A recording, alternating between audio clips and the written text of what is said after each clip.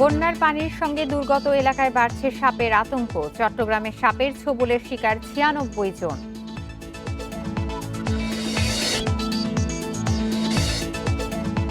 চট্টগ্রামে ভারী বৃষ্টির প্রভাবে বন্দরে কার্যক্রম ব্যাহত। ক্ষতিগ্রস্ত হচ্ছে আমদানি ও রপ্তানিযোগ্য পণ্য।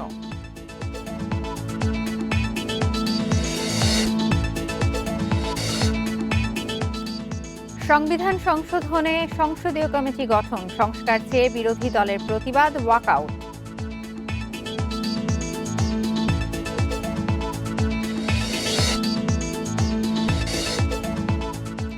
সিলেট এমসি কলেজে বেড়াতে গিয়ে গৃহবধূ গণধর্ষণ মামলায় রায় আজ, সর্বোচ্চ শাস্তির আশা।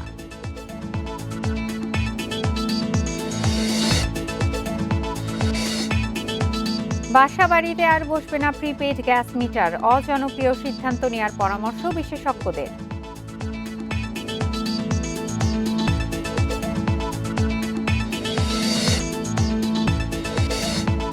চট্টগ্রামে একটি প্রতিষ্ঠানে সশস্ত্র হামলা ও ভাঙচুর, চাঁদাবাজির অভিযোগ তুলে মালিকের মামলা।